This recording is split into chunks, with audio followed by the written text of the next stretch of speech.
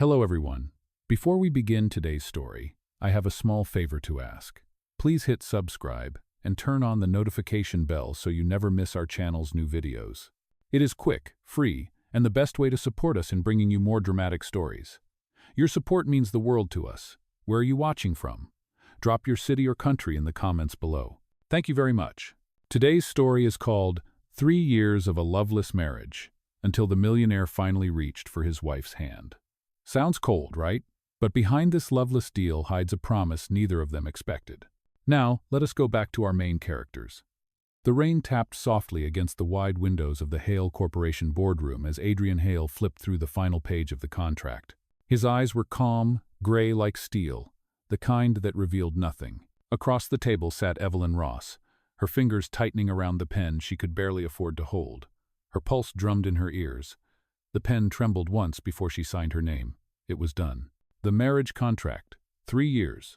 No love, no touch, no interference in each other's personal lives. In exchange, her mother's medical bills would be paid in full, and the house she grew up in would be saved from foreclosure. "Congratulations," Adrian said, his tone polite but distant. "You are now Mrs. Hale."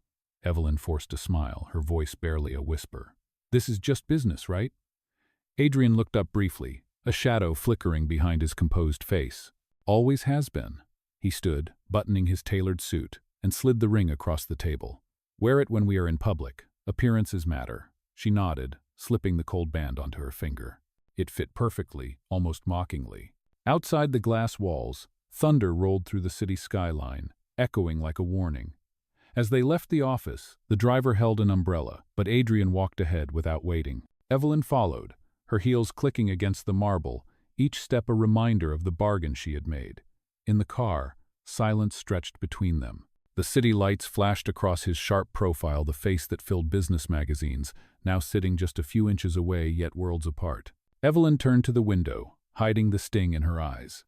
She had promised herself not to feel anything. This was survival, nothing more. 3 years. Just 3 years. The mansion they arrived at felt more like a museum than a home. Grand, immaculate, and unbearably cold. A maid showed her to a guest room, not the master suite. The unspoken rule was clear.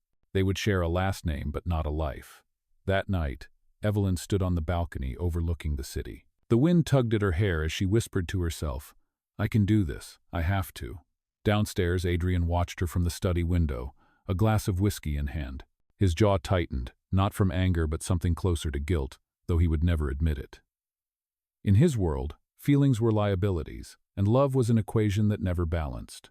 Yet something about the quiet resilience in Evelyn's eyes earlier that day had unsettled him more than any business risk ever could. The contract lay open on his desk, the ink still drying beside her signature. He traced a finger over her name and exhaled slowly. 3 years, he told himself. 3 years to prove that love was nothing but a myth. But deep down, in the part of him he had long buried, a voice whispered that maybe he had just signed the one deal that would change everything. The following morning, sunlight spilled through the sheer curtains of Evelyn's new room, washing everything in pale gold. For a moment she forgot where she was, until the scent of unfamiliar linen and the quiet hum of a distant vacuum reminded her this was not home. It was the Hale mansion. The contract was real. She dressed simply, smoothing her thrifted blouse, and made her way downstairs. The staff straightened when they saw her, uncertain whether to greet her as an employer or a guest. She gave them a small smile and continued on. In the dining room, a long table stretched like a bridge she was not invited to cross. Adrian sat at the far end, reading the business section of the Wall Street Journal, a cup of black coffee untouched beside him. "Good morning," she offered, voice steady. He glanced up briefly. "Morning." That was it. No small talk, no welcome. He gestured to the seat across from him. "You do not have to pretend around the staff," he said. "We agreed this is just for appearances, remember?" Evelyn nodded and sat, her hands folded in her lap. A maid poured her coffee, and the silence between them thickened until the clink of silverware filled the air. "Your schedule," Adrian said, sliding a leather-bound planner toward her.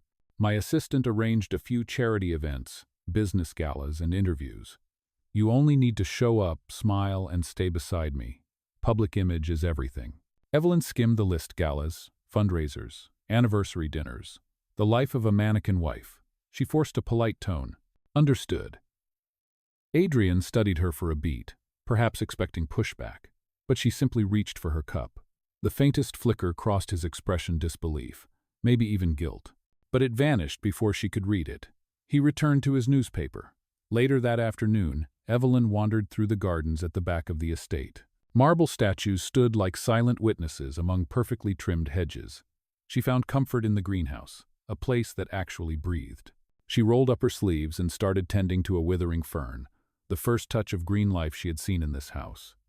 When the head housekeeper found her kneeling there, dirt on her hands, she gasped, "Mrs. Hale, please, let me." Evelyn smiled. "It is fine. I used to help my mother with her garden. It helps me think." The woman hesitated, then nodded. Word spread quickly that the new Mrs. Hale was nothing like anyone expected. She thanked staff by name, cleaned her own cup, and always said good morning. In a place ruled by perfection, small kindness felt like rebellion. That evening, Adrian returned home late from a meeting. He paused by the staircase when he saw her asleep on the couch in the reading room, an open architecture sketchbook resting on her lap. Pencil lines mapped a design simple, beautiful, and full of warmth. He looked at it for a long moment. Then quietly, he placed a blanket over her shoulders and left without a word. The next morning, she found the blanket and frowned in confusion, but the smallest smile touched her lips. Days turned into weeks. They moved through the house, like polite strangers bound by invisible threads. Yet the rhythm began to shift. Adrian started noticing the faint scent of her lavender shampoo in the hall. She began recognizing the sound of his footsteps before he entered a room. They spoke only when necessary, but the silence grew softer, almost familiar. One evening, during a company dinner, Evelyn overheard two executives whispering. "Poor woman," one sneered. "Married to a man who treats her like furniture." She felt the heat rise in her chest but said nothing. Then Adrian's voice cut through the chatter. "My wife's presence tonight was a favor to me," he said evenly. "Show her the respect she deserves." The table fell silent. He did not look at her, but his hand brushed hers under the table for the briefest second. A silent apology, or maybe gratitude. That night, back at the mansion, Evelyn stood at her balcony again. For the first time, the city lights below did not feel so far away. Somewhere in the dark, she wondered if a man could learn warmth after years of cold. In his study, Adrian stared at the same skyline, his glass untouched, the echo of her quiet grace refusing to leave his mind. Autumn arrived quietly, brushing the Hale estate with shades of amber and gold. 3 months had passed since the day Evelyn signed the contract, yet every morning still began the same way. Silence at breakfast, separate schedules, polite distance. But something subtle had begun to change beneath the surface. Adrian noticed it first in the way she laughed with the staff, a sound that seemed to warm the marble halls. He caught himself pausing at the top of the staircase just to hear it. One morning, he walked into the kitchen to find her balancing a tray of fresh-baked muffins. The staff looked horrified. "Mrs. Hale, please, that is our job." Evelyn smiled. "It is just baking. I needed something to do." Adrian's brow lifted slightly. "You bake?" She shrugged, dusting flour off her hands. "Only when I am trying to make peace with life." For a second, he almost smiled. Then this house must be at peace. She blinked at the unexpected softness in his tone, but before she could respond, he was gone, coffee in hand, already late for work. Later that day, his assistant Mark stopped by the mansion to deliver files. "You know," he told Evelyn quietly, "you are the first person I have seen make him pause in years." She laughed lightly. "Pause or panic?" Mark smiled. "Both, probably." That evening, Evelyn joined Adrian at a charity auction. Cameras flashed as they stepped onto the red carpet. She wore a simple navy gown she had tailored herself, nothing extravagant, yet the entire room seemed to turn when she entered.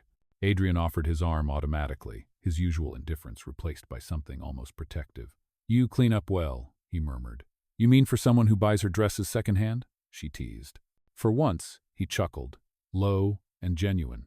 The night went smoothly until a journalist approached. "Mr. Hale, rumor has it your marriage was arranged. Any comment?" Adrian's jaw tensed, but before he could speak, Evelyn stepped in. "Our marriage was a decision made by two adults who value privacy," she said calmly. "The world has enough love stories. Ours just happens to be quieter." Her poise disarmed the reporter, who simply nodded and walked away.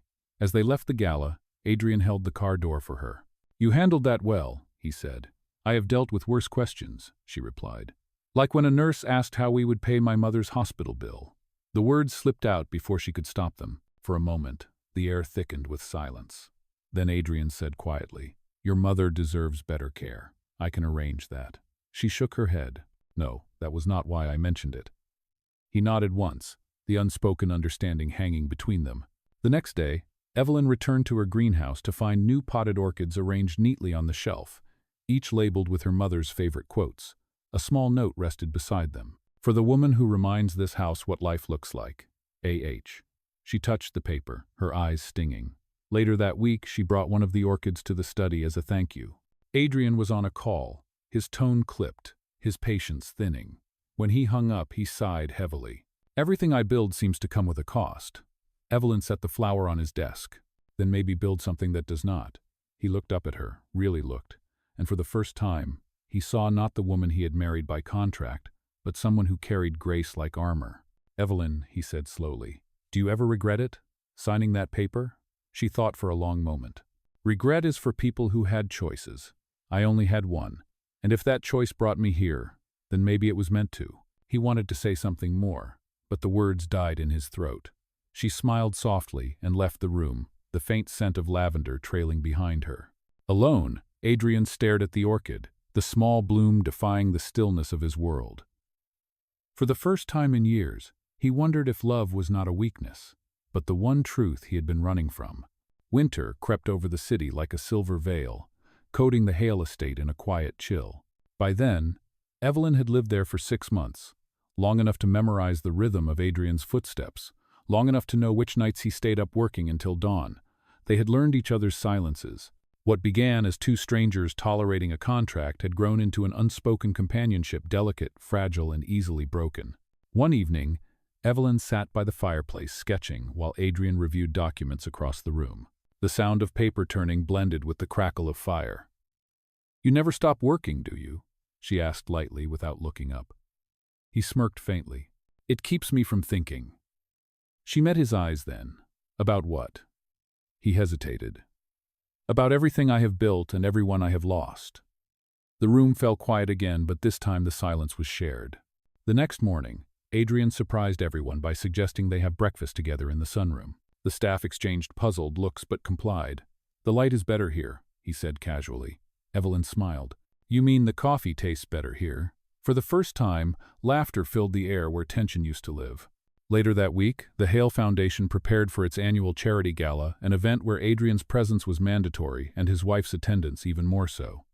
Evelyn dreaded it. She had never belonged to that glittering world of diamonds and press cameras. But when the night arrived, Adrian offered his arm at the top of the stairs. "Ready, Mrs. Hale?" She nodded, her navy dress shimmering under the chandelier. "As ready as I will ever be." The gala was held at the Grand Royal Hotel downtown. Flashbulbs exploded as they entered. Adrian greeted donors and investors, his expression composed as ever. Evelyn stayed close, quietly taking in the swirl of music and conversation. Then came the whispering. A group of socialites nearby exchanged smirks. "Poor thing," one murmured. "He only married her to satisfy the will." 3 years, and she still looks like an accessory, another added. Evelyn's throat tightened, but before she could step away, Adrian turned sharply toward them. "You are speaking about my wife," he said evenly, but the edge in his tone made the women flinch. "If you have something to say it to me." The table went silent. Evelyn felt a rush of shock and something warmer pride. He placed his hand on the small of her back, a subtle gesture that felt almost intimate. "Let us get some air," he murmured. Outside on the balcony, the city stretched beneath them in a sea of lights. The wind tugged at her hair as she exhaled. "You did not have to defend me," she said softly. "They were not worth it." He looked at her for a long moment. "Maybe not, but you are." The words hung between them like breath in cold air. She looked away, heart pounding. "Do not say things you do not mean, Adrian." "What if I do?" His voice was lower now, almost uncertain. She met his eyes, searching for the man behind the armor, but the moment shattered when a photographer burst through the door. "Mr. and Mrs. Hale, one photo, please." They posed instinctively, his hand still on her back. The flash went off, freezing them in a frame they did not yet understand. The next day, that photo appeared on business headlines. Adrian Hale's marriage turns genuine. The gossip spread like wildfire. Reporters called, investors speculated. Adrian dismissed it publicly, But privately, something about that image unsettled him. He had looked at her the way his father once looked at his mother, like she was the only real thing in the room. That night he found her in the greenhouse, trimming orchids. "You should not be out here in the cold," he said.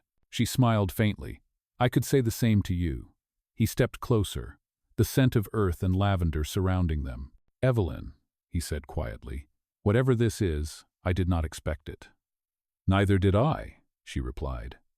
Their eyes met, and for a heartbeat, the walls between them cracked. But just as quickly, she turned away. "Good night, Adrian." As she walked past him, he caught himself reaching out, almost taking her hand, but stopped, fingers hovering in the air. When the door closed behind her, the echo of that almost touch filled the space between them, a promise waiting for courage to keep it. The following weeks after the gala felt different inside the Hale mansion. The distance that had once defined their marriage began to blur, replaced by something quieter but alive. Every morning Adrian found himself waiting for the faint sound of her footsteps in the hall. Every evening Evelyn noticed the light in his study burning longer, as if he stayed awake just to listen to her moving around the house. It was not love yet, but it was something dangerously close. One afternoon, Evelyn received an invitation to present her architectural sketches at a community design fair downtown. She hesitated, unsure if she should ask permission, but when Adrian noticed the letter on the table, he said without looking up, "You should go. People need to see what you create."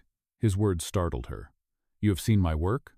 "I see more than you think," he replied. For a brief second, their eyes met, and something unspoken passed between them. The day of the fair, Adrian appeared unexpectedly. He stood near the entrance, hands in his pockets, watching as she explained her designs to visitors. When their eyes met across the crowd, she smiled shyly, and he nodded once in quiet pride. That night, when she returned home, there was a small framed photo of her display already placed on her desk. A note beneath it read, "For what you built without asking for permission." Her heart swelled, but before she could process it, a knock sounded at her door. Adrian leaned against the frame, his tie loosened, his expression softer than she had ever seen. "I ordered dinner," he said. "Thought maybe we could try eating like normal people for once." She laughed. "Normal people? You know, people who talk about anything other than work." So they did. Over pasta and wine, they talked about everything and nothing, the places she wanted to see, the music he used to play before life got too serious. When she told him her mother's favorite song, he quietly found it on his phone and played it. The sound filled the room like a memory reborn. Later that night, when he walked her to her room, neither wanted the evening to end. "Thank you," she said softly, "for tonight." "Do not thank me," he replied. It is the first time this house has felt alive in years. The warmth between them lingered even after the door closed. But peace never lasted long in Adrian Hale's world. 2 mornings later, the headline on every financial paper read, "Hale Corporation under audit, internal leak suspected." Reporters swarmed the gates, investors called nonstop. At breakfast, Adrian barely touched his coffee.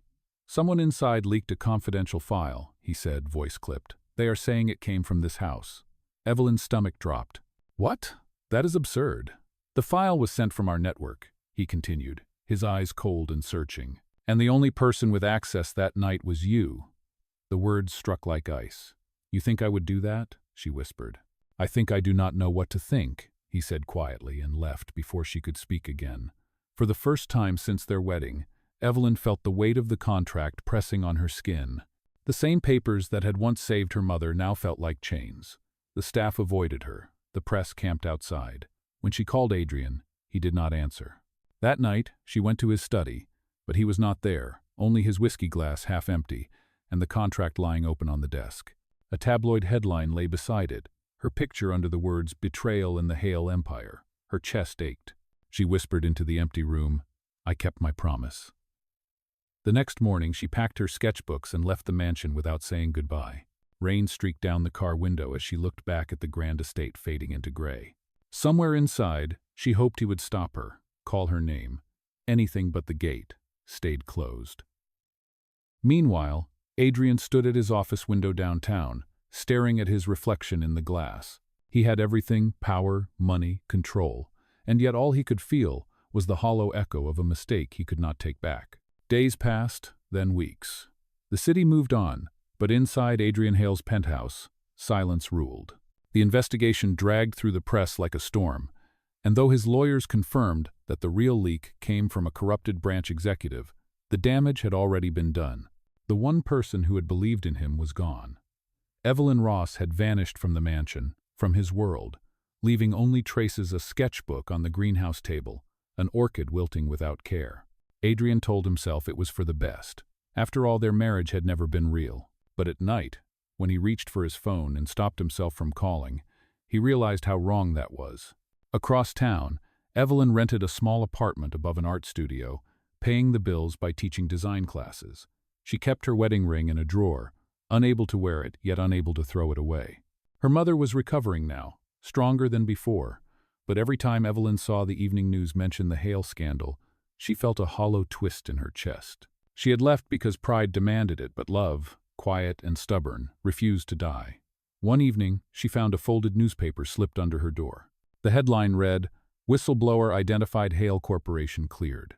Below it, a photo of Adrian shaking hands with federal investigators, expression grim but vindicated. Evelyn stared at the picture for a long time. He had been right, and she had left him alone to face it. That same night, Adrian sat alone in his study, staring at the contract that had started everything. He ran a hand through his hair and exhaled. The papers that had once protected him now mocked him. He picked up the phone and called his assistant. "Find her," he said simply. "I do not care how long it takes." It did not take long. The next afternoon he drove himself downtown and stopped outside a modest community center where children's laughter echoed from inside. Through the window, he saw her, Evelyn, smiling as she helped a group of students build model bridges out of cardboard and glue. She looked peaceful, free. For a moment, he almost turned away, thinking he had no right to disturb her. But then she looked up and saw him. Their eyes met through the glass, and time seemed to stop. When she stepped outside, the wind tugged at her hair just like the night of the gala. "What are you doing here?" she asked, her voice calm but trembling slightly. "Clearing a mistake," he said. "It was not you, Evelyn. It never was. I was too proud to see it." She folded her arms, unsure if she could trust the words. "You had evidence of my innocence this whole time?" "Not then," he admitted. "But I had doubt. I just did not have courage." She looked away, the ache in her chest resurfacing. "You hurt me, Adrian. You made me believe I was nothing more than a name on a contract." He took a step closer. "You were never just a name." He reached into his coat pocket and held out a small object. It was the framed photo of her architecture display, cracked at one corner. "This has been on my desk every day since you left. You built something real in a house that had forgotten what that meant." For a moment, neither of them spoke. Then Evelyn said quietly, "Why now?" Adrian's voice was low, steady. "Because I spent my life chasing power and respect, and when I finally had them, I realized none of it mattered if I did not have the courage to reach for what I loved." She blinked, eyes glistening, unsure if she should believe him. He extended his hand. "Come home, Evelyn, not because of a contract, because I miss you." She looked at his hand for a long moment, remembering the night he almost touched her and stopped. This time, she took a breath and placed her hand in his. The warmth between them broke something open: 3 years of distance, of silence, of fear. "Then let us start over," she said softly. "But this time, we write our own rules." Adrian nodded, his thumb brushing the back of her hand like a promise. For the first time since their wedding day, they walked side by side without pretending. The city around them roared with life, but inside their joined hands, peace finally lived. For a while, peace truly returned. Evelyn moved back into the Hale mansion, though it no longer felt like a cage. The greenhouse bloomed again, laughter returned to the halls, and the air carried a warmth that had been absent for years. Adrian kept his promise. He no longer treated her like an accessory in his carefully curated life, but as his partner, his equal. Together, they attended meetings, visited charities, and rebuilt the company's reputation hand in hand. Yet in every love story, peace often precedes the storm. One morning, Adrian's assistant rushed into the office, pale and breathless. "Sir, you need to see this." He handed over a folder filled with financial statements and internal memos. At the center was a forged signature, Evelyn's. The document suggested she had transferred a large sum from the company's charity fund to a personal account. Adrian's chest tightened. "This is not real," he said through gritted teeth. But before he could react, the story broke online. Headlines screamed betrayal again. wife of Adrian Hale involved in new scandal. It spread like wildfire. Reporters gathered outside demanding answers. When Evelyn arrived at the office, cameras flashed mercilessly. "Evelyn, did you steal from the foundation?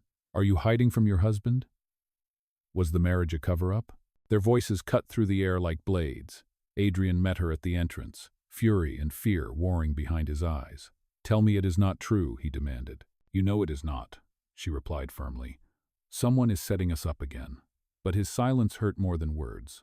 He turned away, jaw clenched. "I cannot defend you without proof." That night, Evelyn stood alone in the greenhouse, the same place where everything between them had once begun to change. The orchids trembled in the cold draft. She whispered, "Why does love always have to prove itself?" Meanwhile, Adrian sat in his study surrounded by papers, trying to trace the forged documents. His phone buzzed with another message from the anonymous sender who had released the files. "You never learn, Adrian. She is the weakness that will destroy you." The name on the metadata finally revealed itself: Lydia Ward, his former fiancée, the same woman who had tried to expose their marriage years ago. Rage surged through him. She had orchestrated everything: the first rumor, the audit, and now this. Without hesitation, he called his security chief. "Find Lydia. Tonight." Hours later, police arrived at Lydia's penthouse with evidence linking her to the fraud and defamation. She confessed in tears, her plan collapsing under the weight of greed. The news broke at dawn. The truth was out. Evelyn's name was cleared. Adrian drove home as the sun rose, exhaustion etched into his face.